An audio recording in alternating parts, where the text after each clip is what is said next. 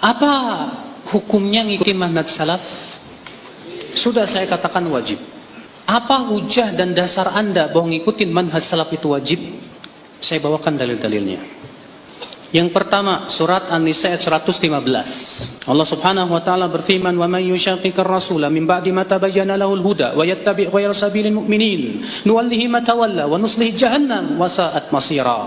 Siapa yang mengikuti Rasul setelah jelas kepada dia petunjuk dan mengikuti selain jalan kaum mukminin. Perhatikan, kaum mukminin ketika turun ayat ini siapa? Sahabat.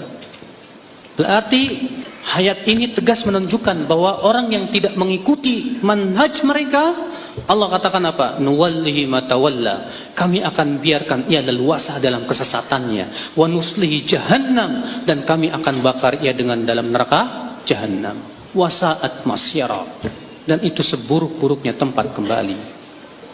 Dalil yang kedua tadi sudah kita sebutkan, At-Taubah ayat 100. Allah berfirman, "Wasabiqunal awwalun minal muhajirin wal ansar walladzina ittaba'uuhum bi ihsan radhiyallahu anhum wa radu an."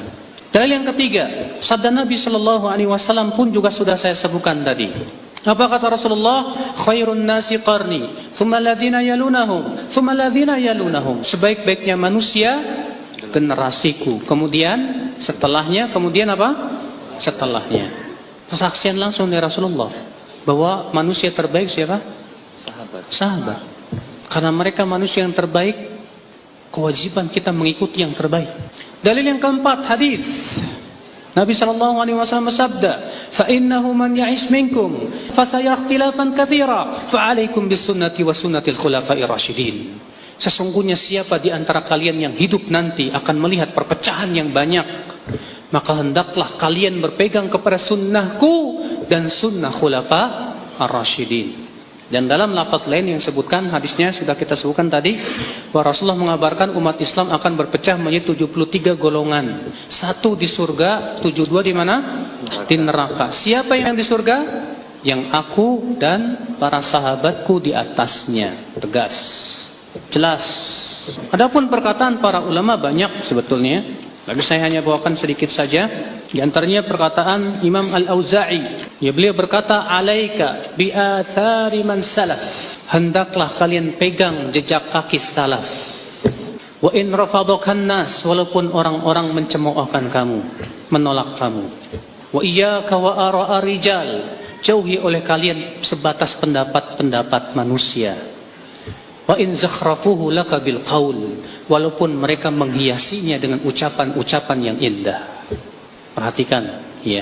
Imam Auza'i ini Pak seorang tabi'in, namanya Abdurrahman bin Amr, kunyahnya Abu Amr Al-Auza'i, terkenal ulama hadis yang terkemuka di zamannya. Berkata Abdullah bin Mubarak juga seorang tabi'in yang disebutkan oleh Al-Hafidh Ibnu Hajar Al-Asqalani dalam kitab Taqribut Tahdzib. Yang kata beliau, Ibnu Mubarak ini terkumpul padanya seluruh perangai-perangai kebaikan. Beliau ulama, beliau mujahid, beliau donatur, dermawan, beliau faqih, beliau juga ahli sejarah, beliau juga ahli qiraat. Banyak, seluruh ilmu beliau kuasai, seluruh keutamaan beliau kuasai, Pak. Abdullah bin Mubarak berkata, kata beliau, ambillah, jadikan sebagai sandaran kamu adalah asar, yaitu Al-Quran dan hadis, dan ambillah dari pendapat yang menafsirkan hadis dengan benar. Maka pendapat yang benar yang dimaksud oleh Abdul Mubarak, kata para ulama, yaitu pemahaman para sahabat Rasulullah sallallahu alaihi wasallam.